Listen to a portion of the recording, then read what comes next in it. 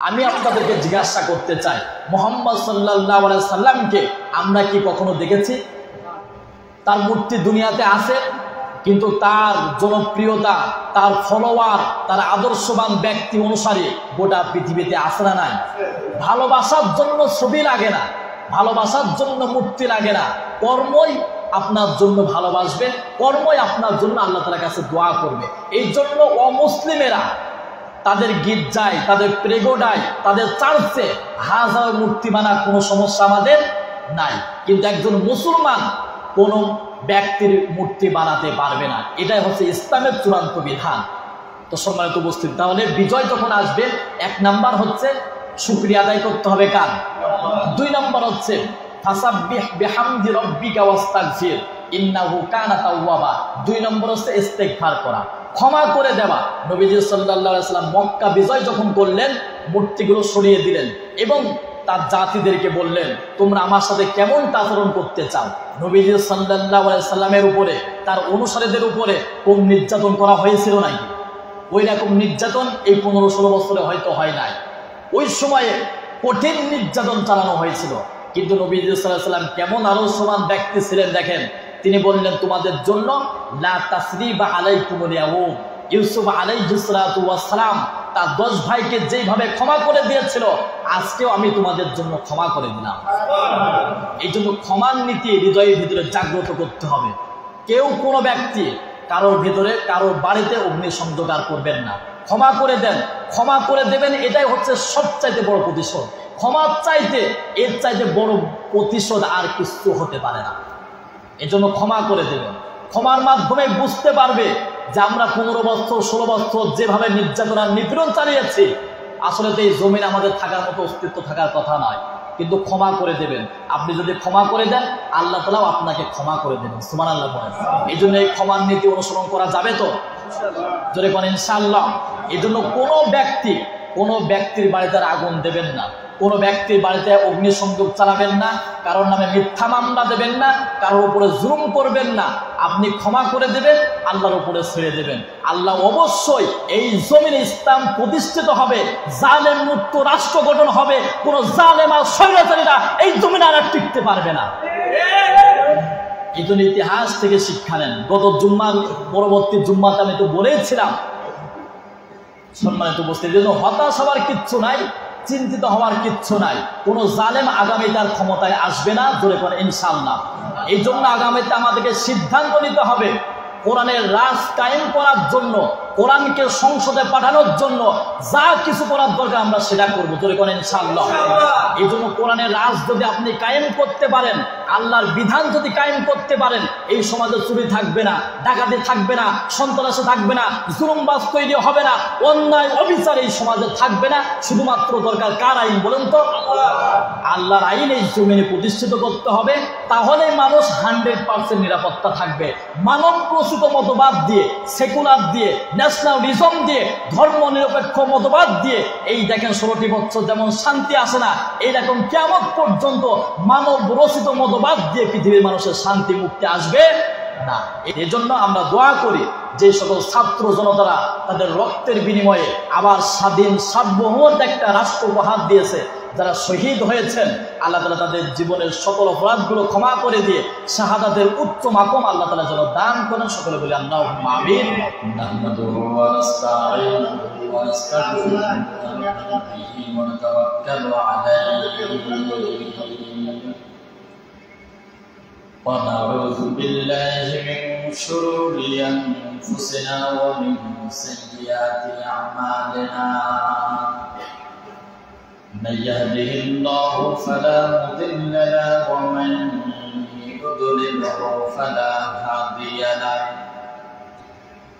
ونشهد أن لا إله إلا الله وحده لا شريك له ونشهد أن سيدنا وحبيبنا ومولانا محمدا عبده ورسوله الذي أرسله بالحق بشيرا ونذيرا وداعيا إلى الله بإذنه وسراجا منيرا فقد قال الله تعالى في كلامه المجيد وفرقانه الحميد أعوذ بالله من الشيطان الرجيم بسم الله الرحمن الرحيم إذا جاء نصر الله والفتح ورأيت الناس يدخلون في دين الله أفواجا فسبح بحمد ربك واستغفر إنه كان توابا وقال في شان حبيبه عامرا ومخبرا إن الله وملائكته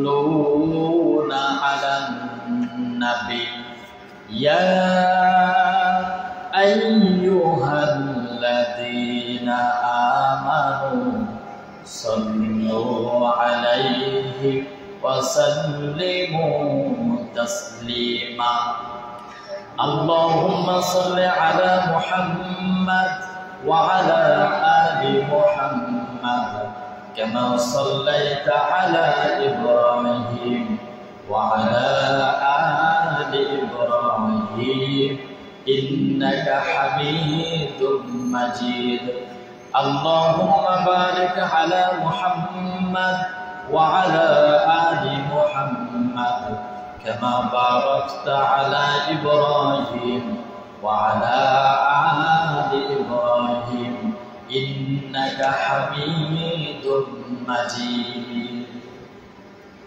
الحمد لله رب العالمين والصلاة والسلام على رسوله الكريم সকল প্রশংসা আল্লাহ সুবহানাহু ওয়া তাআলার দরবারে জাল্লা সুবহানাহু ওয়া তাআলা আজকের এই জুম্মার দিনে আমাদের উপস্থিত হওয়ার তৌফিক দান করেছেন এজন্য সে আল্লাহ পাকের দরবারে লাখ কোটি শুকরিয়া আদায় করছি সকলের জবান ছেড়ে দিয়ে বলছি আলহামদুলিল্লাহ দুরূদ ও তাসলিম পাঠাই বিশ্ব মানবতার মুক্তির দিশারি সাইয়্যিদুল মুরসালিন খাতামুন নাবিয়্যিন সর্বযুগের সর্বশ্রেষ্ঠ মহামানব বিশ্ব নবী জনাব মুহাম্মদ রাসূলুল্লাহ সাল্লাল্লাহু আলাইহি ওয়াসাল্লাম আমরা দোয়া করি तमाम পৃথিবীর ভূখণ্ড থেকে যে বিদায় নিয়ে অন্ধকারবিহীন কবরে শুয়ে আছেন আমাদের আত্মীয় স্বজনগণ পাড়া প্রতিবেশীগণ কোরআনের জন্য ইসলামের জন্য যারা জীবন দিয়েছে আল্লাহ তাআলা তাদের জীবনের সকল পাপগুলো ক্ষমা করে দিয়ে কবরগুলোকে জান্নাতুল ফিরদাউসের মেহমান হিসাবে কবুল করে নেন পড়েন আমিন আমিন সম্মানিত উপস্থিতি আমি আপনাদের সামনে কোরআনে কারীমের সূরা আন-নাসর একটি সূরা তেলাওয়াত করেছি তেলাওয়াতকৃত সূরা থেকে আজকে কথা বলতে চাই আল্লাহ তাআলা তার এই ছোট্ট গোলামের মুখ থেকে তেলাওয়াতকৃত আয়াতের সার্বিক কথাগুলো বলার তৌফিক যেন দান করেন সকলে বলি আল্লাহুম্মা আমিন কোরআনে কারীম বিশ্ববাসীর আঙ্গিনায় বিশ্ববাসীর হেদায়েতের জন্য আল্লাহ তাআলা মুকাম্মাল লিসানে হায়াত গোটা পৃথিবীর মানুষের সকল সমস্যা সমাধানের জন্য আল্লাহ তাআলা নাজিল করেছেন যে কিতাব একটি সমাজকে পাল্টিয়ে দিয়েছে যে কিতাব অধিকার হারা মানুষের অধিকার ফিরিয়ে দিয়েছে সেই কিতাব থেকে আমাদেরকে হেদায়েত নিতে হবে সেই কোরআনে কারীমের বিধান দিয়েই আমাদের জীবনটা পরিচালনা করতে হবে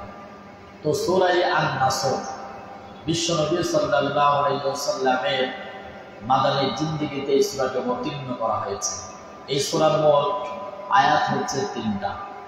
তবে খুবই গুরুত্বপূর্ণ একটি সূরা, যে সূরার ভিতরে আল্লাহ তাআলা মানব জাতিদেরকে সাফল্যের কথা বলেছেন, বিজয়ের কথা বলেছেন। এই জন্য এই সূরার নামকরণ করা হয়েছে সূরা আন-নাসর।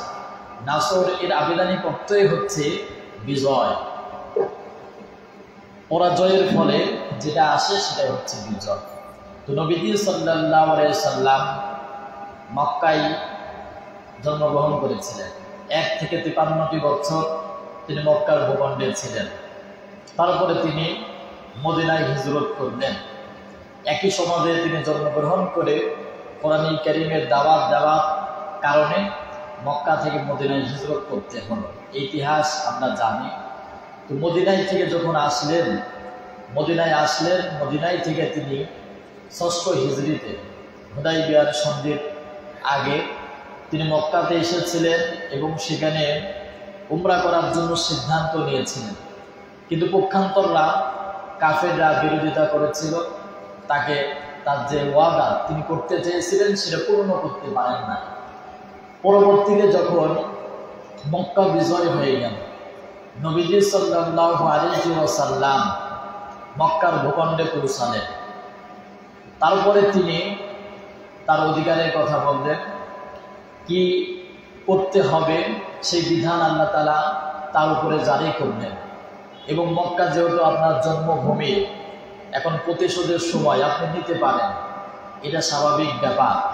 কিন্তু নবীজি সাল্লাল্লাহু আলাইহি ওয়াসাল্লাম কি করেছিলেন এই সূরার ভিতরে আল্লাহ তাআলা সেই তথ্যটা জানিয়ে দিয়েছেন। তবে এই সূরার মূল যে বিষয়টা আমি শেষের দিকে বলবো ইনশাআল্লাহ। তো সম্মানিত উপস্থিত, আমি বিগত জুম্মাতে আমি আপনাদের সামনে কোরআনুল কারীমের সূরা নিসা একটি আয়াতে কারিমা থেকে কথা বলতেছিলাম যে গুনাহ থেকে বাঁচার মূলত 16টি বিষয় নিয়ে কথা বলার ইচ্ছা পোষণ করেছিলাম। বিগত জুম্মাতে আমি 2টি আপনাদের সামনে আলোকপাত করেছিলাম। আজকে সংক্ষিপ্ত আকারে 16টি শেষ করে দেব এবং তেলাওয়াতকৃত সূরার সার্বিক যে বিষয়বস্তু ওই বিষয়গুলো নিয়েই কথা বলবো ইনশাআল্লাহ। তো আমরা এই পৃথিবীর সকল মানুষ কোনো না কোনোভাবেই অপরাধের সাথে জড়িয়ে যায়।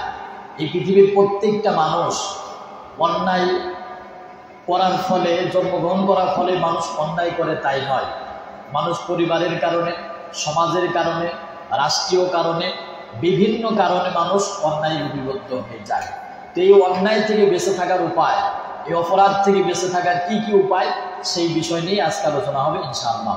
তো 1 নম্বর বলেছিলাম শয়তান থেকে আল্লাহর কাছে আশ্রয় চাওয়া। কারণ শয়তান আমাদেরকে বোকা বানিয়ে, ওয়াসওয়াসা দিয়ে, ভালো কাজকে খারাপ মনে করিয়ে, খারাপ কাজকে ভালো মনে করিয়ে আমাদেরকে অন্যায় কাজে প্রলোভিত করে। এই জন্য শয়তান থেকে আশ্রয় চাওয়ার জন্য আল্লাহ তাআলা একটা দোয়া শিখিয়েছিলেন, সেটা আমি বিগত জুম্মাতে বলেছিলাম, আউযু বিল্লাহি মিনাশ শাইতানির রাজিম।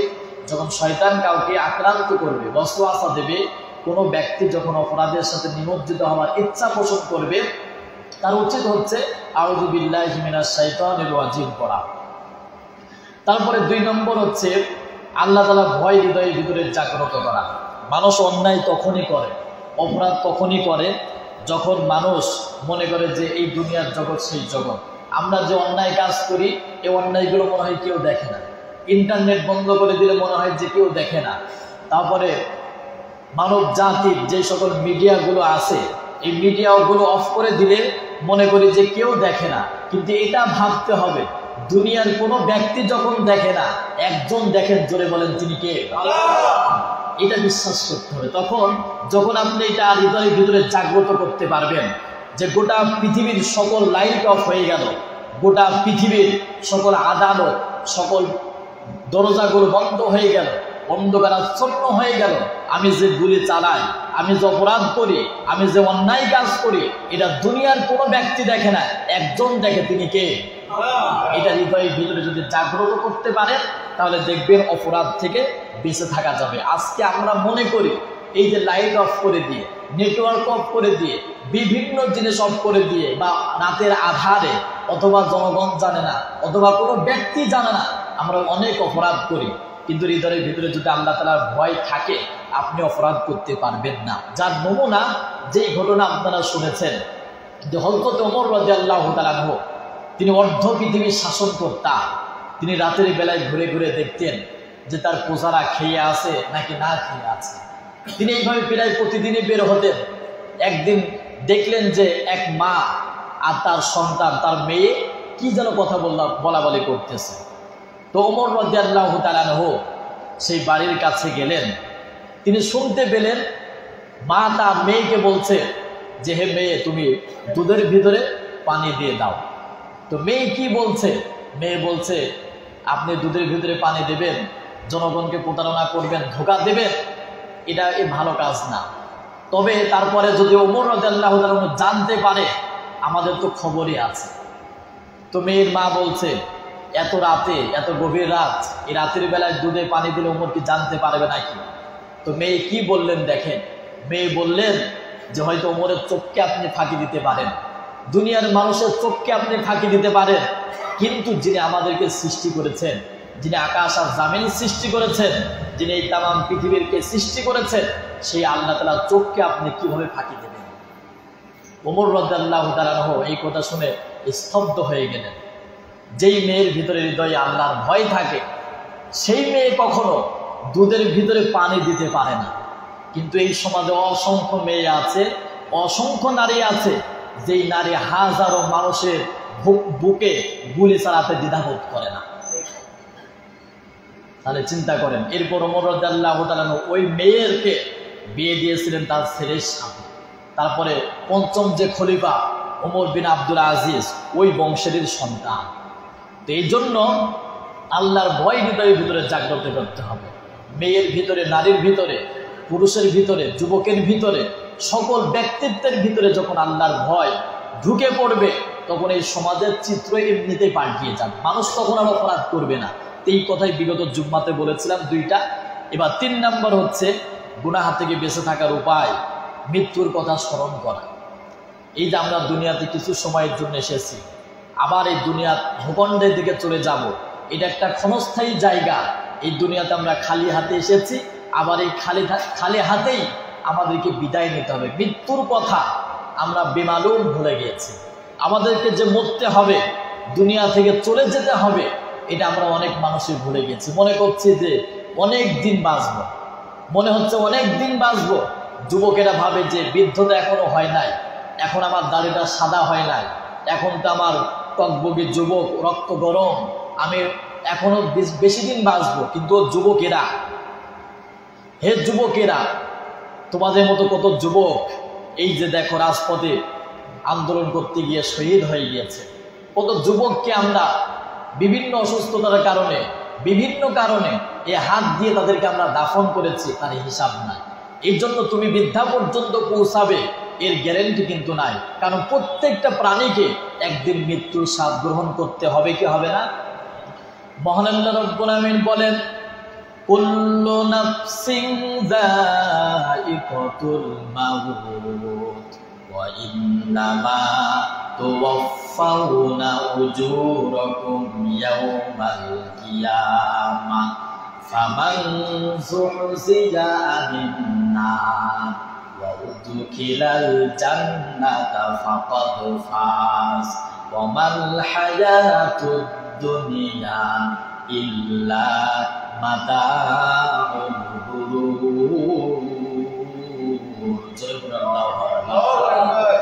সূরাতুল আলী ইমরানের 185 নম্বর আয়াতে আল্লাহ তাআলা বলেন এই গোটা পৃথিবীর প্রত্যেকটা মানুষকে একদিন মৃত্যুর স্বাদ গ্রহণ করতে হবে এবং পরকাল জগতে তাদেরকে উত্তরণ করা হবে এবং যাদেরকে জাহান্নাম থেকে বাঁচিয়ে জান্নাতে প্রবেশ করে দেওয়া হবে তারাই হবে সবচাইতে সফল কাম। জোরে বলেন সুবহানাল্লাহ। তাহলে প্রত্যেকটা প্রাণীকে মৃত্যুর স্বাদ গ্রহণ করতে হবে এবং পরকাল জগতে আমাদের কৃতকর্ম আল্লাহ তাআলার দরবারে পেশ করা হবে। আর ওই ব্যক্তি হচ্ছে সফল কাম যাদেরকে আল্লাহ তাআলা পরকাল জগতে জাহান্নাম থেকে মুক্তি দিয়ে জান্নাতে প্রবেশ করায় দেবে। জোরে বলেন সুবহানাল্লাহ। সম্মানিত উপস্থিতি, তাহলে আমাদেরকে মৃত্যুর কথা স্মরণ করতে হবে। এই দুনিয়ার সাপোর্ট, এই দুনিয়ার জিন্দেগি, এই দুনিয়ার অহংকার, এই দুনিয়ার ক্ষমতা, এই দুনিয়ার টাকা পয়সা কোনো কিচ্ছু আপনার সাথে যাবে না। এই জন্য মুফাসসিরিনগণ হাদিসের বর্ণনায় বলছেন, এই দুনিয়ার ব্যক্তি যখন দুনিয়াতে বেঁচে থাকে তিনটা জিনিস সব সময় থাকে। এক নাম্বার হচ্ছে তার ধন সম্পদ সব সময় থাকে, আমি বেঁচে আছি, আমার সাথে টাকা পয়সা ধন সম্পদ এগুলো আমার সাথে আছে। দ্বিতীয় নম্বর হচ্ছে আমার আত্মীয় স্বজন, আমার পরিবার, আমার যে সকল বন্ধু বান্ধব এগুলো আছে, আমার বেঁচে আছে। তৃতীয় নম্বর হচ্ছে আমার কর্ম, আমার কাজ, যে যে পেশায় কাজ করে এই কাজটা তার সঙ্গে থাকে। কিন্তু মানুষের মৃত্যু যখন হয়ে যায় তখন মানুষের মৃত্যুর সময় দুইটা জিনিস তাকে ছিন্ন করে দেয়। পকেটে যত টাকা থাকুক আপনাকে বের করে নেওয়া হবে, শরীরের যত পোশাক উন্নত মানের থাকুক সেটা খুলে ফেলে দেওয়া হবে, হাতে যত বড় দামি ঘড়ি আংটি আর যাই কিছু থাকুক না কেন সব কিছু আপনাকে বের করে দেওয়া হবে। তারপরে আপনাকে বাজারের সাদা পোশাকের একটা পোশাক আপনার শরীরে তুলে দেওয়া হবে এবং চকলেটের মতো পেঁচিয়ে আপনাকে দুনিয়া থেকে বিদায় করে দেওয়া হবে। তাহলে আপনার ধন সম্পদগুলো আপনার যখন মৃত্যুবরণ করবেন তখন ছিনিয়ে নেওয়া হবে। দুই নাম্বার হচ্ছে আপনার যে আহাল পরিবার, যে পরিবারবর্গ, যেই স্ত্রী, যেই সন্তান সন্ততি, যেই পিতামাতা, যেই বন্ধু বান্ধব, যেই নেতা নেত্রী, যেই কর্মী বাহিনী কত আপনাকে সাপোর্ট দিয়েছে, কত ভালোবাসতো, কিন্তু যখন আপনার মৃত্যু হয়ে যাবে বাড়ি থেকেই আপনার স্ত্রী, আপনার পিতামাতা আর কবর পর্যন্ত যাবে, খুব জোর কবর পর্যন্ত যাওয়ার পরে আপনাকে দাফন করে দেবে। আর কোনো আত্মীয় স্বজন, আর কোনো পাড়া প্রতিবেশী, আর কোনো বন্ধু বান্ধব আপনার সাথে আর যাবে না, কিন্তু সাথে যাবে শুধুমাত্র একটা আমল, যে আমল আপনি করেছেন, যেই দুনিয়াতে কাজ আপনি করেছেন এই কাজটা নিয়ে আপনি আল্লাহর দরবারে হাজির হবেন। এই জন্য ওই আমলের বিনিময়ে আপনার জান্নাত অথবা জাহান্নাম। ফামাইয়ামাল মিসকালা যাররাতিন খায়রান ইয়ারা, যাররা পরিমাণ যদি আপনি ভালো কাজ করেন আল্লাহ তাআলা তার বিনিময়ে আপনাকে পুরস্কৃত করবেন। কিন্তু পক্ষান্তরে ওমাইয়ামাল মিসকালা যাররাতিন শাররান ইয়ারা, জাররা পরিমাণ যদি আপনি খারাপ কাজ করেন ওর বিনিময়ে আপনাকে তিরস্কৃত করা হবে। এই যে আমলনামা নিয়ে আপনাকে উঠতে হবে। এই দুনিয়াতে আপনি ধন সম্পদ যা কিছু অর্জন করেছেন কোনো কিছুই দুনিয়া থেকে নিয়ে যেতে পারবেন না। এই বাংলাদেশে অসংখ্য কোটি কোটি টাকার মালিক, বিভিন্ন কোম্পানির মালিক দুনিয়া থেকে বিদায় নিয়ে চলে গেছে। একটা কোম্পানির কোনো জিনিসপত্র সে কিন্তু সাথে নিয়ে যেতে পারেন নাই। এই জন্য কিসের অহংকার, কিসের গৌরব, কিসের আত্মমর্যাদা আমরা বিশ্বাস করি যে এই দুনিয়ার জগৎকে এতটাই প্রাধান্য দিয়েছে আমরা মৃত্যুর কথা ভুলে গেছি। মৃত্যুর কথা মানুষ যখন ভুলে যায় তখন অন্যায় করতে মানুষ দ্বিধাবোধ করে না। কারণ আপনি যখন জুলুম করছেন ওই জুলুম অবস্থায় যদি আপনার মৃত্যু হয়ে যায় আপনি কিয়ামতের ময়দানে জালেম হিসাবে আল্লাহর দরবারে উঠবেন। আপনি যখন চুরি করবেন চুরি অবস্থায় যদি আপনি মারা যান চোর অবস্থায় আল্লাহ তাআলার দরবারে উঠবেন। এইভাবে আপনি যত অপরাধ করছেন, মাদকের সাথে সম্পৃক্ত আছেন, বিভিন্ন অপরাধের সাথে সম্পৃক্ত আছেন, ওই অবস্থায় যদি আপনি মারা যান কিয়ামতের ময়দানে আল্লাহ তাআলা ওই অবস্থায় আপনাকে উঠাবে। এই জন্য সুদমুক্ত, ঘুষমুক্ত, দুর্নীতিমুক্ত, জুলুম মুক্ত, সকল অপরাধ মুক্ত জীবন আপনাকে গঠন করতে হবে সর্বময়। কারণ কখন কার মৃত্যু হয়ে যাবে এটা দুনিয়ার কোনো ব্যক্তি জানে না, একজন যিনি জানেন জোরে বলেন তিনি কে? এটা হৃদয়ের ভিতরে জাগ্রত করতে হবে, তাহলে আপনি অপরাধ থেকে বেঁচে থাকতে পারেন অনেক লং টাইম। তবে মানুষ ভালো হওয়ার জন্য দুইটা জায়গায় যাবেন। মৃত্যুর কথা আপনার তখনই মনে পড়বে দুইটা জায়গায় যাবেন। সবচাইতে মৃত্যুর কথা মনে হবে আর জীবনটাকে তুচ্ছ মনে হবে এবং বিভিন্ন কারণে দামিও মনে হবে। দুইটা জায়গায় যাবেন। এক নম্বর হচ্ছে গোরস্থান। জীবনের মূল্য কত, দুনিয়ার জীবনটা যে ক্ষণস্থায়ী, দুনিয়ার জগৎ যে আসলে কিচ্ছু না, এটা কবরের দেশে গেলেই, গোরস্থানে গেলেই মানুষ কিন্তু বুঝতে পারে কি পারে না। দুই নম্বর হচ্ছে হসপিটালে। দুই নম্বর হসপিটালে যদি আপনি যান সেখানে দেখবেন আমরা তো সুস্থ আছি, কত মানুষের হাত নাই, কত মানুষের পা নাই, কত মানুষ চোখে দেখতে পারে না, কত মানুষ কানে শুনতে পায় না, কত মানুষ কত বিভিন্ন রোগে আক্রান্ত বিছানায় কাতরাচ্ছে, তারাও কিন্তু আমাদের মতো একদিন সুস্থ ছিল। এ হচ্ছে জীবন।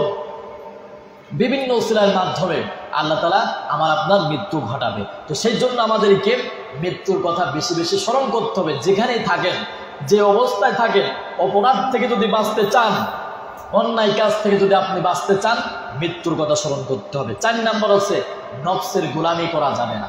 আপনার মন যা বলে আপনি তাই করবেন এটা হতে পারে না। আপনার নফসটাকে ইসলামের উপরে আবির্ভূত করতে হবে, ইসলামের উপরে ছেড়ে দিতে হবে। ইসলাম যেটা বলেছে সেটা আপনাকে অনুসরণ করতে হবে। ইসলাম আপনাকে যেই সকল আদেশ দিয়েছেন সেই সকল আদেশগুলো আপনি মেনে নেবেন, যেই সকল কাজগুলোকে নিষেধ করেছেন সেই সকল কাজগুলোকে আপনাকে বাদ দিতে হবে। কিন্তু আমরা সুবিধাবাদী মুসলমান, যেটা করতে আমাদের জন্য কষ্ট হয় সেই কষ্টের কাজ আমরা করতে চাই না, আর যেই কাজটা আমাদের জন্য সহজ হয় সেই কাজটা আমরা করি। কিন্তু নফস এমনটা হবে না, আপনার নফস এমনটা হবে না, আপনার হৃদয়, আপনার বিবেকটা এমনটা হবে না। বিবেকটা হতে হবে কোরআন সুন্নাহ ভিত্তিক। কোরআন সুন্নাহ ভিত্তিক আপনার বিবেকটাকে পরিচালনা করতে হবে। আল্লাহ তাআলা বলেছেন নামাজ আদায় করতে, যখন মুয়াজ্জিন ডাকবে আপনি নামাজে আসবেন। যখন যাকাত দেওয়ার মতো সামর্থ্য আপনার আছে তখন আপনি যাকাত দেবেন। যখন আপনার হজ করার মতো সমর্থন আছে আপনি হজ করবেন। যখন আপনার জন্য রোজা ফরজ হবে আপনি রোজা রাখবেন। আপনাকে সত্য কথা বলতে হবে, মিথ্যা পরিহার করতে হবে, আপনি জুলুম করবেন না, মানুষের উপরে ইনসাফ করবেন। এই সকল আদেশ বিধিবিধানগুলো আপনাকে মেনে নিতে হবে। আপনার জীবনের বিরুদ্ধে গেলেও সত্যকে সত্য বলে স্বীকার করতে হবে, অসত্যকে অসত্য বলে আপনাকে স্বীকার করতে হবে। নফসের গোলামি করা যাবে না। কিন্তু আমরা অসংখ্য মানুষ যে অপরাধ করি, এই অপরাধের মূল কারণ হচ্ছে আমরা অন্যায়কে অন্যায় মনে করি না, আবার ভালোকে ভালো মনে করি না, নফসের গোলামি করি। আজকে নফসের গোলামি করতে গিয়েই হাজারো ছাত্র জনতাকে তাদের অধিকার আদায়ের জন্য জীবন দিতে হয়েছিল। এই রক্তক্ষয়ী বিপ্লব হয়ে গেল বাংলাদেশে একটি। এই রক্তের বিনিময়ে এখন মানুষ শান্তিতে থাকবে, এখন মানুষ নিরাপত্তায় থাকবে, এই সিদ্ধান্তই ছাত্র জনতা। তো সম্মানিত উপস্থিতি, এই যে মানুষকে হত্যাযজ্ঞ যেভাবে চালানো হয়েছে, নেটওয়ার্ক অফ ছিল তো কি হয়েছে, ভিডিও কিন্তু ধারণ করাই আছে, ভিডিও কিন্তু ধারণ করা রয়েছে। মানুষ মানুষের উপরে গুলি চালিয়েছে নির্বিচারে। তো এই যে নফসের যে গোলামি করেছে, আমি যে গুলি চালাচ্ছি আমার কি বিবেক নাই? আমি কার উপরে গুলি চালাচ্ছি? একটু কি আমার বিবেকটা কাঁপে না? আমি তো নফসের গোলামি হয়ে গেছে। নফসের যখন মানুষ গোলামি হয়ে যায়, অন্যায়টাকে অন্যায় মনে করতে পারে না, আবার ভালোটাকেও ভালো মনে করতে পারে না। নফসটাকে গোলামির জিন্দিরে পরিণত করে দিয়েছে। এই জন্য কাকে আমি গুলি করছি? রংপুরের যে আবু সাঈদ, তাকে ওপেন গুলি করা হয়েছে, বেশি দূর থেকে না, বেশি দূর থেকে না। আপনার বিবেকটা ছিল কোথায়? বিবেকটা কিন্তু পচে গলে নষ্ট হয়ে গিয়েছে। এই যে নফসের গোলামি করেছে, নফসের গোলামি করার কারণে এরকম আবু সাঈদ, অসংখ্য আবু সাঈদকে হত্যা করা হয়েছে গুলি করে। গুলি করে যারা হত্যা করেছে সেই ব্যক্তির অবস্থাও কিন্তু এখন বর্তমানে ঠিক নাই। আপনারা হয়তো দেখেছেন ওই ব্যক্তিকেও ছাত্র জনতা বা যারাই হোক করে হত্যা করে দেখলাম যে একটা ওভারব্রিজের সাথে ঝুলিয়ে রেখে দিয়েছে। এই যে নফসের গোলামি করার কারণে আপনি অপরাধ করলেন, আপনার এই নফসটাকে তো ভাবতে হবে যে আমি এই কাজটা করছি, ওপেন গুলি করছি, এটা অপরাধ হচ্ছে নাকি ভালো কাজ হচ্ছে? আপনার বিবেকটাকে জাগ্রত করতে হবে। এই অপরাধ যদি, তারপর আপনি বিভিন্ন ভালো মানুষের নামে মিথ্যা মামলা দিচ্ছেন, নফসের গোলামি করার কারণে বিভিন্ন মানুষদেরকে আপনি হয়রানি করছেন, বিভিন্ন মানুষের বাড়িতে আপনি আগুন জ্বালিয়ে দিচ্ছেন, বিভিন্ন মানুষদেরকে বাড়ি থেকে বিতাড়িত করেছেন, বিভিন্ন মানুষের নামে মিথ্যা মামলা দিয়ে ফাঁসির কাস্তে ঝুলিয়েছেন, মিথ্যা মামলা দিয়ে নিজের জন্মভূমি থেকে বিভিন্ন রাষ্ট্রে পাঠিয়ে দিয়েছেন। এগুলো হচ্ছে নফসের তাড়নায়। আপনাকে ভাবতে হবে যেটা কি নফসের গোলামি করছে নাকি ভালো নাকি খারাপ। আজকে মানুষ দেখেন, প্রত্যেকটা মানুষ নফসের গোলামি হয়ে গেছে। ভালো মন্দ বোঝার এই বিবেক আজকে আমাদের নষ্ট হয়ে গেছে। এই জন্য অন্যায় করতে দ্বিধাবোধ করে না। এই জন্য অন্যায় থেকে যদি আপনাকে ফিরে থাকতে হয় তাহলে নফসের গোলামি ছাড়তে হবে। 5 নম্বর হচ্ছে একা একা থাকা যাবে না, একাধিক লোকের মাঝে থাকতে হবে। যেই সকল যুবকেরা মোবাইলের মাধ্যমে অন্যায় কাজ করে থাকে, বিভিন্ন অশ্লীল জিনিস দেখে থাকে, এরা একা একা থাকার কারণে একা একা থাকা যাবে না। কোনো মেয়ে যদি রাতের বেলা একা ঘুমায়, একা একা মেয়েকে ঘুমানো দেওয়া যাবে না। ওই মেয়েকে যদি বড় বোন থাকে অথবা ছোট বোন থাকে তাকে রাখতে হবে, অথবা মায়ের সাথে তাকে ঘুমাতে দিতে হবে। একা একা কোনো ব্যক্তিকে রাখা যাবে না। মানুষ দেখবেন একা একা যখন থাকে নফসের গোলামি করে অন্যায় কাজ করে, বিভিন্ন শয়তান ওয়াসওয়াসা দিয়ে তাকে অন্যায়ের কাজ করায়। এই জন্য একা একা থাকা যাবে না। আপনার যেই সকল ভালো মানুষ আছে তাদের সাথে থাকতে হবে, এবং পিতামাতাকে, সন্তানদেরকে সময় দিতে হবে, পরিবারে সময় দিতে হবে। এবং বিভিন্ন কাজের সময় দিতে হবে। আমাদের ছেলেরা, আমাদের মেয়েরা লেখাপড়া করে, লেখাপড়ার পাশাপাশি কোনো কিছুই করতে চায় না। স্কুল বন্ধ, ওর পড়াশোনাও বন্ধ। কিন্তু স্কুল বন্ধ যদি থাকে, আপনাকে যদি আপনার কৃষি কাজ থাকে, ছেলেকে কৃষি কাজে নিয়ে যেতে হবে, মেয়েকে বাড়ির রান্নার কাজ বা বাড়ির যে সকল কাজগুলো আছে এই কাজগুলো করে নিতে হবে। মানুষকে একা একা থাকা যাবে না। ভালো ভালো যদি হতে চান, অন্যায় থেকে যদি বিরত থাকতে চান, একা একা থাকা যাবে না। 6 নম্বর আছে মোবাইল ওয়াইফাই 10টার পর বন্ধ করতে হবে। যেই সকল অভিভাবক আছেন, আপনার সন্তান আছে, আপনার মেয়ে আছে, আপনার সন্তান দেখেন ঘুম থেকে 7টা 8টার সময় ওঠে। এর কারণ আপনি জানেন? এর কারণ আপনি জানেন না, হয়তো চিন্তাও করেন না যে আমার ছেলে, আমরা তো ঘুমাতে যাই ঈশার নামাজ আদায় করার পর, আবার সকালবেলায় ফজরের নামাজ আদায় করে, আবার যারা আদায় করে না, তারপরও যারা নামাজও আদায় করে না, তারা কিন্তু সকাল সকালে উঠে পড়ে। কিন্তু আমার ছেলের কোনো সারা দিনের ভিতরে কোনো কাজ কাম নাই, লেখাপড়াও ঠিক মতো করে না, আবার ঘুম থেকে সকালবেলায় উঠে 8টা 9টার সময়। এর মূল কারণ হচ্ছে আপনার সন্তান যেই মোবাইল কিনে দিয়েছেন, এই মোবাইল দিয়ে সারা রাত নেট চালায়, হয়তো পরকিয়া করে, হয়তো বা প্রেম প্রীতি করে, হয়তো কারোর সাথে লেনদেন করে, পাবজি খেলে, ফ্রি ফায়ার খেলে। এই যে রাত 1টা 12টা 2টা 3টা পর্যন্ত এইগুলো চালায়। এবার মনে করেন যে ফজরে যখন আজান দেয় তখন ওর জন্য হয় এশার সময়, তখন যাই ঘুমাতে, এরপর মনে করেন যে সে ওঠে হচ্ছে 8টা 9টার সময়।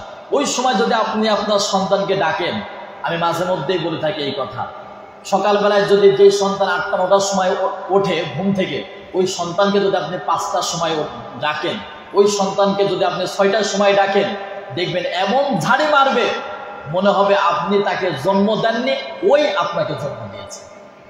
ভালো করে লক্ষ্য করে দেখবেন এইগুলো। আপনার সন্তানের মোবাইল ওয়াইফাই 10টার পরে ডিসকানেক্ট করে দিতে হবে। মেয়ে হোক ছেলে হোক, 10টার পর মোবাইল আপনি নিয়ে নেবেন, নিজের কাছে রেখে দেবেন, আবার সকালবেলায় ডেকে দেবেন। দেখবেন ওর সকাল 8টা 10টা আর বাজবে না, ও 5টার সময় ঘুম থেকে উঠে পড়বে। আবার এখন যে আপনি মোবাইল নিতে যাবেন, মোবাইল দেখবেন সহজে দেবে না, মোবাইল সহজে দেবে না, কারণ এত পরিমাণ আসক্ত হয়ে গিয়েছে এই মোবাইলের মাধ্যমে। বিভিন্ন ভাবে তার কানেকশন, বিভিন্ন অবৈধ সম্পর্ক এই মোবাইলের মাধ্যমে করে। এই জন্য যারা অভিভাবক আছেন, আপনার সন্তানকে যদি গুণামুক্ত সন্তান বানাতে চান, সচ্চরিত্র সন্তান বানাতে চান, 10টার পরে আর মোবাইল আর ওয়াইফাই কানেক্টেড যেন তার কাছে না থাকে। 7 নম্বর হচ্ছে তথ্য প্রযুক্তির অপব্যবহার বন্ধ করা। তথ্য প্রযুক্তি, মোবাইল, ইউটিউব, ফেসবুক, গুগল, তারপরে কম্পিউটার, ল্যাপটপ, এই সকল তথ্য প্রযুক্তিকে আজকে আমরা বিভিন্ন অপরাধে জড়িত রেখে দিয়েছি। এই তথ্য প্রযুক্তিগুলো বিভিন্ন অন্যায়ের সাথে আমাদের জড়িত। মোবাইলে, ইউটিউবে ভালো ভালো জিনিস দেখা যায়, ও ভালো ভালো জিনিস দেখে না, অন্যায় কাজে দেখে, যেইগুলো দেখলে যৌন সুশ্রী উন্মোচিত হয়ে যায়। এমন সিনেমা, এরকম নাটক বাংলার জমিনে আছে না নাই? আরো যেগুলো আছে ওইগুলো বলতে চাচ্ছেন আমরা, যুবকেরা হয়তো বুঝতে পারছে যে ওই সকল জিনিসগুলো দেখে অন্যায়ের দিকে মানুষ ধাবিত হয়। এই তথ্য প্রযুক্তিগুলো ভালো কাজে ব্যবহার করতে হবে। আপনার গান শুনতে মন বলছে, ইসলামিক গান আছে যেগুলো শুনলে আপনার ঈমান বৃদ্ধি হয়ে যাবে, পরকালের কথা স্মরণ হবে, আল্লাহর কথা স্মরণ হবে, রাসূলের কথা স্মরণ হবে। আপনার সিনেমা দেখতে ইচ্ছা করে, ইসলামিক সিনেমা আছে যেগুলো হচ্ছে সাহাবায়ে কেরামদের জীবনী নিয়ে গঠিত হয়েছে, নবী এবং রাসূলদের জীবনী নিয়ে গঠিত হয়েছে, ওইগুলো আপনি দেখেন। আপনার যদি মনে করেন হিন্দি গান শুনতে আপনার ভালো লাগে, তাহলে আপনি ইসলামিক হিন্দি ইসলামিক সঙ্গীত পাওয়া যায়। বাংলাদেশের শিল্পীরাও হিন্দি ইসলামিক সঙ্গীত গায়, বিভিন্ন রাষ্ট্রের যারা গায়ক আছে ইসলামিক সঙ্গীত শিল্পী, তারাও ইসলামিক সঙ্গীত গায় অনেক সুন্দর করে। এই জন্য তাদের এইগুলো শুনবেন। তাহলে আপনার তথ্য প্রযুক্তি, আপনার মোবাইল, আপনার কম্পিউটার, আপনার ইউটিউব, আপনার গুগল, আপনার ফেসবুক, আপনার টিকটক, এইগুলো ভালো কাজে ব্যবহার করতে হবে। 8 নম্বর আছে খারাপ বন্ধু থেকে দূরে থাকা। অন্যায়ের আরেকটা কারণ হচ্ছে মানুষ খারাপ বন্ধু থেকে শেখে। এই যে যারা জুলুম করে, অত্যাচার চালায়, খারাপ মানুষের আদেশ পেয়েই এই হত্যাযজ্ঞগুলো চালায়। ভালো মানুষ কখনো একটা ভালো মানুষকে হত্যা করতে পারে না। এই জন্য আপনার যে বন্ধু হবে, বেনামাজির বন্ধু আপনার হবে না। যে ব্যক্তি নামাজি হবে তার বন্ধু বেনামাজি হবে না। আপনি সুদ খান না, আপনার সুদখোর বন্ধু হবে না। আপনি জুলুম করেন না, জুলুম ব্যক্তি আপনার বন্ধু হবে না। আপনি সত্য কথা বলেন, অসত্য কথা যারা বলে, মিথ্যা কথা যারা বলে, তারা আপনার বন্ধু হবে না। সত্যবাদী আপনার বন্ধু হবে, যারা আল্লাহ এবং রাসূলের অনুগত হয় তারা আপনার বন্ধু হতে হবে। তাহলে আপনি অন্যায় কাজ থেকে বিরত থাকতে পারবেন। 9 নম্বর হচ্ছে ধৈর্যশীল হওয়া। মানুষ রাগান্বিত হয়ে যায়, মানুষ ধৈর্য হারিয়ে ফেলে, এই ধৈর্যশীল হতে হবে। 10 নম্বর হচ্ছে লজ্জাশীল হতে হবে। আমাদের লজ্জা ঘৃণা আজকে নাই। অন্যায় কাজ করে ধরা পড়ে, বিচার হয়, অন্যায়কে অন্যায় মনেই করে না, এই লজ্জাহীনতা। মেয়েদের পোশাকের অবস্থা খারাপ। যুবকদের আগে দেখতাম যে যাই হোক প্যান্ট ম্যান ঠিকঠাকই ছিল, এখন যুবকেরা 20 বছর 25 বছর 30 বছর যুবকেরা হাফ প্যান্ট পরে পরে ঘুরে ঘুরে বেড়ায়। দেখেছেন এই দৃশ্য? হাফ প্যান্ট পরে ঘুরে ঘুরে বেড়ায়। একজন পুরুষের সতর হচ্ছে নাভির উপর থেকে হাঁটু পর্যন্ত। একজন মুসলমান, একজন পুরুষের, নারী এবং পুরুষের সতর হচ্ছে আপনার নাভির উপর থেকে হাঁটু পর্যন্ত, একজন পুরুষের সতর। আর একজন নারীর সতর হচ্ছে এখন বর্তমান যে ফিতনার জামানা, মাথা চুল থেকে পায়ের নখ পর্যন্ত একটা নারীকে পর্দা করতে হবে। এখন দেখেন এই লজ্জা আর না। বিয়ে হয়ে গেছে, আমার বউ পর্দা করে না, আমার স্ত্রী পর্দা করে না, আমার মেয়ে পর্দা করে না, অথচ আমার টাকা তাদেরকে আমি চালাই, অথচ এমন পোশাক কিনে দিই যেটা শাড়ি নামে মশারির নামে পরিচিত, এমন পোশাক কিনে দিয়েছি শরীরের অঙ্গ প্রত্যঙ্গগুলো সবগুলো বোঝা যায়। তাহলে এই পোশাক দিয়ে আপনি কি করলেন? এই পোশাক দিয়ে আপনি কি করলেন? এই জন্য আপনার মেয়েকে, আপনার বউকে, আপনার বোনকে পর্দার বিধান জারি করা, এটা হচ্ছে আপনার দায়িত্ব। এই লজ্জাহীনতা থেকে আপনাকে বাঁচতে হবে, তাহলে আপনি অপরাধ থেকে বাঁচতে পারবেন। 11 নম্বর হচ্ছে ভালো ভালো চিন্তা করা, মাথায় ভালো ভালো চিন্তা করা।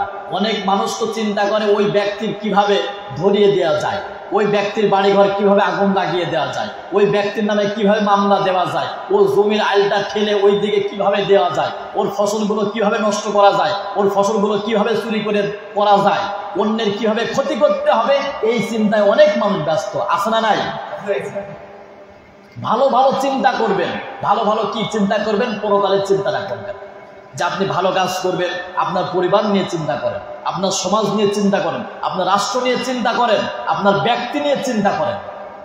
ভালো ভালো চিন্তা করেন, মাথায় ভালো কাজ পৃথিবীতে অসংখ্য আছে, ওইগুলো চিন্তা করবেন, তাহলে গুনাহ থেকে বাঁচতে পারেন। 12 নম্বর হচ্ছে তওবা ইস্তেগফার করা। আপনি অপরাধ করেছেন, অন্যায় কাজ করেছেন, ইস্তেগফার করবেন, তাওবা করবেন। 13 নম্বর হচ্ছে কোরআনে কারীম তেলাওয়াত করা। কোরআনে কারীম যদি আপনি তেলাওয়াত করেন, আল্লাহ তাআলা ঈমানটা আপনার বৃদ্ধি করে দেবে, অন্যায় থেকে আপনাকে আল্লাহ তাআলা বিরত রাখবেন। সুবহানাল্লাহ পড়েন। 14 নম্বর হচ্ছে নফল ইবাদত করা। নফল রোজা রাখবেন, তারপর নফল নামাজ আদায় করবেন, তারপর দান সদকা করবেন, তাহলে আপনি বিপদ আপদ থেকে বেঁচে থাকবেন এবং অন্যায় কাজ থেকেও আল্লাহ তাআলা আপনাকে রেহাই দেবেন। 15 নম্বর হচ্ছে পরকালের জবাবদিহিতা। পরকাল জগতে আপনাকে জবাবদিহিতা করতে হবে আপনার কর্মের উপরে, এটা আপনাকে জাগ্রত করতে হবে। এই দুনিয়ার জগৎ শেষ জগৎ নয়, এরপরের একটা জগতে আপনি যা কিছু করেছেন পুঙ্খানুভাবে আপনাকে আল্লাহ তাআলার কাছে জবাবদিহিতা করতে হবে, এটা হৃদয়ের ভিতরে জাগ্রত করতে হবে। এই অন্যায় অপরাধ থেকে যদি আপনি বাঁচতে পারেন, এই জবাবদিহিতা হৃদয় যদি জাগ্রত করতে পারেন হৃদয়ের ভিতরে, আপনি অন্যায় থেকে বিরত থাকতে পারবেন। তারপর হচ্ছে 16 নম্বর হচ্ছে লোভ থেকে দূরে থাকা। এই জন্য মুফাসসিরগণ বলছেন, লোভ যার বেশি পাপ তার বেশি। অল্পে সন্তুষ্ট যারা, তারা বেশি অন্যায় কাজ করে না। যাদের লোভ বেশি, টাকা পয়সার লোভ থাকতে পারে, ক্ষমতার লোভ থাকতে পারে, জমি জায়গার লোভ থাকতে পারে, যারা বেশি লোভ করে অন্যায় কিন্তু তারা বেশি করে থাকে। আজকে দেখেন গোটা বিশ্বের দিকে অধিকাংশ মানুষের ক্ষমতার লোভ, টাকা পয়সার লোভ। এই যে অতিরিক্ত লোভ করার কারণে অতিরিক্ত মানুষ অন্যায় কাজ করে। এই 16টা কাজ যদি আপনি করতে পারেন, তাহলে অন্যায় থেকে বিরত থাকবেন। 1 নম্বর হচ্ছে শয়তান থেকে আল্লাহ তাআলার কাছে আশ্রয় চাওয়া। 2 নম্বর হচ্ছে আল্লাহর ভয় হৃদয়ের ভিতরে জাগ্রত করা। 3 নম্বর মৃত্যুর কথা স্মরণ করা। 4 নম্বর নফসের গোলামি ছাড়তে হবে। 5 নম্বর একা একা থাকা যাবে না। 6 নম্বর মোবাইল ওয়াইফাই 10টার পরে সন্তানদেরকে দেওয়া যাবে না। 7 নম্বর তথ্য প্রযুক্তির অপব্যবহার বন্ধ করা। 8 নম্বর খারাপ বন্ধু থেকে দূরে থাকা। 9 নম্বর ধৈর্যশীল হওয়া। 10 নম্বর লজ্জাশীল হওয়া। 11 নম্বর ভালো ভালো মাথায় চিন্তা করা। 12 নম্বর তওবা ইস্তেগফার করা। 13 নম্বর কোরআন তেলাওয়াত করা। 14 নম্বর নফল ইবাদত করা। 15 নম্বর পরকালের জবাবদিহিতা হৃদয়ের ভিতরে জাগ্রত করা। 16 নম্বর লোভ থেকে দূরে থাকা। এই 16টা যদি কাজ করা যায়, একজন মানুষ ভালো হয়ে যাবে। আর একজন মানুষ যখন ভালো হয়ে যাবে, পরিবার ভালো হয়ে যাবে, সমাজ ভালো হয়ে যাবে, রাষ্ট্র ভালো হয়ে যাবে। এত জুলুম আর নির্যাতন এই সমাজের ভূখণ্ডে আর থাকবে না। এবার আসেন, আমি আপনাদের সামনে যে কোরআনে কারিমে তেলাওয়াত করেছিলাম সূরা নাসর, আল্লাহ তাআলা বলছেন ইদা জা নাসরুল্লাহি ওয়াল ফাত। হে নবী, আপনি যখন দেখবেন যে যখন আল্লাহ তাআলা বিজয় আসতেছে, ওয়ারাআইতান নাস ইয়াদখুলুনা ফি দীনিল্লাহি আফওয়াজা, তখন মানুষ আল্লাহর দিকে ধাবিত হবে, ইসলামের দিকে ধাবিত হয়ে যাবে। সুবহানাল্লাহ বলেন। এতে করে কি বোঝা যায়? যখন আপনার বিজয় সন্নিকট আসবে, মানুষ ইসলামের দিকে ধাবিত হয়ে যাবে। এই জন্য এখন গোটা পৃথিবীর দিকে যদি আপনি তাকান, আজ থেকে 100 বছর আগে এত পরিমাণ মুসলমান কিন্তু ছিল না। মুসলমানদের উপরে জুলুম করা হয়েছে, অত্যাচার চালানো হয়েছে, এর ফলেই কিন্তু মুসলমানদের বিজয় সম্মিলিত হয়েছে। যেই জমিনে যত রক্ত ঝরবে, সেই জমিনে তত বিপ্লব ঘটিত হবে। বিগত জুম্মাতে আমি বলেছিলাম। তারপরে যখন বিজয় আসবে, তখন আপনার কি কাজ? আল্লাহ তাআলা বলেন ফাসাব্বি বিহামদি রাব্বিকা ওয়াস্তাগফির। 1 নাম্বার শুকরিয়া আদায় করতে হবে কার? তাহলে 1 নাম্বার এই যে বিজয়, যেই সকল ছাত্র জনতা 5 আগস্টে অসহযোগী আন্দোলনের মাধ্যমে একটা জালেম স্বৈরাচার অত্যাচারীকে এই দেশ থেকে পদত্যাগ করিয়ে পাঠিয়ে দেওয়া হয়েছে, শত শত জুলুম আর অত্যাচার চালানো হয়েছে, শত শত জুলুম আর অত্যাচার চালানো হয়েছে। এই জুলুম আমরা এখনো দেখতে চাই না। যেই সকল ভাইয়েরা, বিশেষ করে বিএনপি, জামাত বা বিভিন্ন দলের লোকেরা এখন পর্যন্ত আওয়ামী লীগের বাড়িতে আগুন ধরিয়ে দিচ্ছেন, আমি আপনাদেরকে বলতে চাই, আপনি স্টপ হয়ে যাবেন। আজকের পর থেকে আমার আলোচনা শুনে আজকের পর থেকে আপনি স্টপ হয়ে যাবেন। কারণ নবীজি সাল্লাল্লাহু আলাইহি সাল্লামের শিক্ষা এমনটা নয়। এই সূরার ব্যাখ্যায়, এই সূরার তাফসিরে আল্লাহ তাআলা সেই কথাই বলেছেন। নবীজি সাল্লাল্লাহু আলাইহি সাল্লাম যখন মক্কা বিজয় করলেন, ক্ষমতা কিন্তু সেই নবীজি সাল্লাল্লাহু আলাইহি সাল্লাম। এই জন্য আমাদের আদর্শ মুহাম্মদ সাল্লাল্লাহু আলাইহি সাল্লাম, দুনিয়ার কোনো ব্যক্তি আমাদের আদর্শ নয়। নবীজি সাল্লাল্লাহু আলাইহি সাল্লাম হচ্ছে আমাদের জন্য আদর্শ। তিনি মক্কায় আসলেন, মক্কা বিজয় হয়ে গেল। কাবা শরীফের ভিতর 360টি মূর্তি ছিল, এই মূর্তিগুলো তিনি বের করে দিলেন, কারণ মূর্তির সাথে মুসলমানদের কোনো সম্পর্ক নাই। ইন্নামা বুইস্তু মুআল্লিমা, আল্লাহ তাআলা নবীজি সাল্লাল্লাহু আলাইহি সাল্লামকে মুআল্লিম, শিক্ষক করে পাঠিয়েছেন এবং তাকে মূর্তি ভর্ৎসনা করার জন্য, মূর্তি ভাঙ্গার জন্য দুনিয়াতে পাঠিয়েছেন। জাতির পিতা ইব্রাহিম আলাইহিস সালাতু ওয়াস সালাম তিনি মূর্তি ভেঙেছেন। এই জন্য মূর্তি গড়া যাবে না। কোনো ব্যক্তি যদি ভালো কাজ করে, সেই ব্যক্তি হৃদয়ের ভিতরে থাকবে। এই জন্য শান্তি যদি পেতে হয়, মুক্তি যদি পেতে হয়, কল্যাণ যদি পেতে হয়, এমন রাষ্ট্র ব্যবস্থা তৈরি করতে হবে, সেই রাষ্ট্র ব্যবস্থায় সংসদে থাকবে আল্লাহ তাআলার কোরআন। সম্মানিত উপস্থিতি, এই জন্য এই নিয়ত করেন যে আগামী সংসদ হবে কোরআনের সংসদ, আগামীর বিপ্লব হবে ইসলামের বিপ্লব। আমরা যেহেতু মুসলমান, আমাদের বিধান হবে আল কোরআন এবং সুন্নাহ ভিত্তিক। এই সিদ্ধান্ত নিলেই আগামীতে আবার শান্তি ফিরে আসবে, নিরাপত্তা ফিরে আসবে। সকল দল মত নির্বিশেষে সকল মানুষ শান্তিতে বসবাস করবে, জোরে করে ইনশাআল্লাহ। তাহলে আমাদের 2টি শিক্ষা নিতে হবে বিজয় থেকে। 1 নাম্বার শুকরিয়া আদায় করতে হবে কার? 2 নম্বর হচ্ছে ক্ষমার নীতি অনুসরণ করতে হবে। কারোর বাড়িতে কোনো অত্যাচার, জুলুম আর নির্যাতন করা যাবে না। আমি আপনাদেরকে জিজ্ঞাসা করতে চাই, মুহাম্মদ সাল্লাল্লাহু আলাইহি সাল্লামকে আমরা কি কখনো দেখেছি? তার মূর্তি দুনিয়াতে আছে, কিন্তু তার জনপ্রিয়তা, তার ফলোয়ার, তার আদর্শবান ব্যক্তি অনুসারী গোটা পৃথিবীতে আছে না নাই? ভালোবাসার জন্য ছবি লাগে না, ভালোবাসার জন্য মূর্তি লাগে না, কর্মই আপনার জন্য ভালোবাসবে, কর্মই আপনার জন্য আল্লাহ তাআলার কাছে দোয়া করবে। এই জন্য অমুসলিমেরা তাদের গির্জায়, তাদের প্রেগোডায়, তাদের চার্চে হাজার মূর্তি বানার কোনো সমস্যা আমাদের নাই, কিন্তু একজন মুসলমান কোনো ব্যক্তির মূর্তি বানাতে পারবে না। এটাই হচ্ছে ইসলামের চূড়ান্ত বিধান।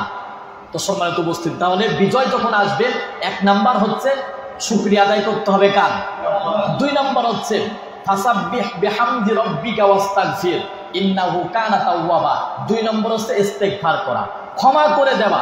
নবীজি সাল্লাল্লাহু আলাইহি সাল্লাম মক্কা বিজয় যখন করলেন, মূর্তিগুলো সরিয়ে দিলেন এবং তার জাতিদেরকে বললেন, তোমরা আমার সাথে কেমন আচরণ করতে চাও?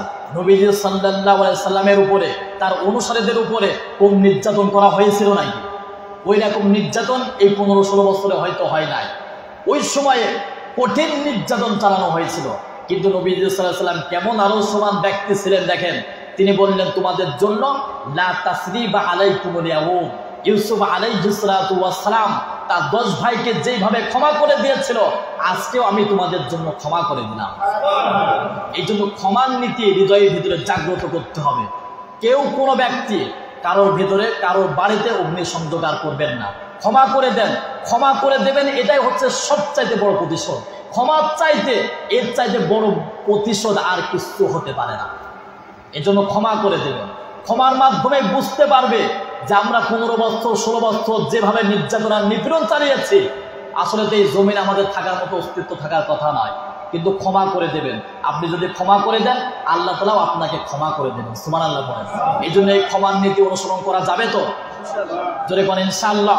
এই জন্য কোনো ব্যক্তির বাড়িতে আগুন দেবেন না, কোনো ব্যক্তির বাড়িতে অগ্নিসংযোগ চালাবেন না, কারোর নামে মিথ্যা মামলা দেবেন না, কারোর উপরে জুলুম করবেন না।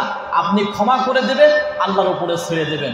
আল্লাহ অবশ্যই এই জমিনে ইসলাম প্রতিষ্ঠিত হবে, জালেম মুক্ত রাষ্ট্র গঠন হবে। কোন জালেম আর স্বৈরাচারীরা এই জমিনে আর টিকতে পারবে না।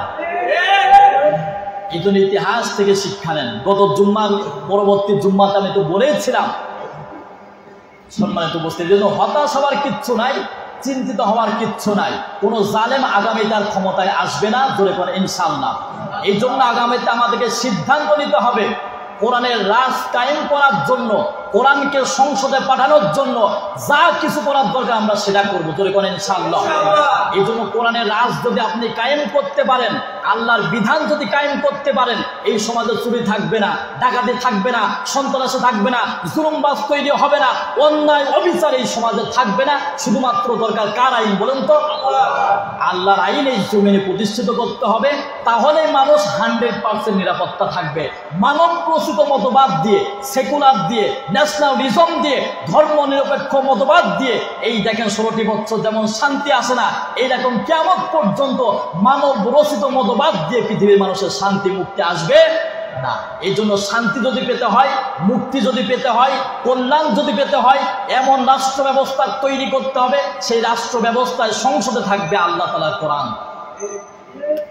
সম্মানিত উপস্থিতি, এই জন্য এই নিয়ত করেন যে আগামী সংসদ হবে কোরআনের সংসদ, আগামীর বিপ্লব হবে ইসলামের বিপ্লব। আমরা যেহেতু মুসলমান, আমাদের বিধান হবে আল কোরআন এবং সুন্নাহ ভিত্তিক। এই সিদ্ধান্ত নিলেই আগামীতে আবার শান্তি ফিরে আসবে, নিরাপত্তা ফিরে আসবে। সকল দল মত নির্বিশেষে সকল মানুষ শান্তিতে বসবাস করবে, জোরে করে ইনশাআল্লাহ। তাহলে আমাদের 2টি শিক্ষা নিতে হবে বিজয় থেকে। 1 নম্বর শুকরিয়া আদায় করতে হবে কার? 2 নম্বর হচ্ছে ক্ষমার নীতি অনুসরণ করতে হবে। কারোর বাড়িতে কোনো অত্যাচার, জুলুম আর নির্যাতন করা যাবে না। এই উত্তাল জনতার জাগরণ আজকে তারা দেখতেছে যে দুনিয়ার ভূখণ্ড থেকে ইসলামী আন্দোলন যারা করে, জমে যারা দিন কায়েম করার জন্য চেষ্টা করে, তাদেরকে কখনো নেভানো যায় না। সম্মানিত উপস্থিতি, এই জন্য আমরা দোয়া করি যে সকল ছাত্র জনতারা তাদের রক্তের বিনিময়ে আবার স্বাধীন সার্বভৌম একটা রাষ্ট্র উপহার দিয়েছে, যারা শহীদ হয়েছেন, আল্লাহ তাআলা তাদের জীবনের সকল অপরাধগুলো ক্ষমা করে দিয়ে শাহাদাতের উচ্চ মাকাম আল্লাহ তাআলা যেন দান করেন। সকলে বলি আল্লাহুম্মা আমিন।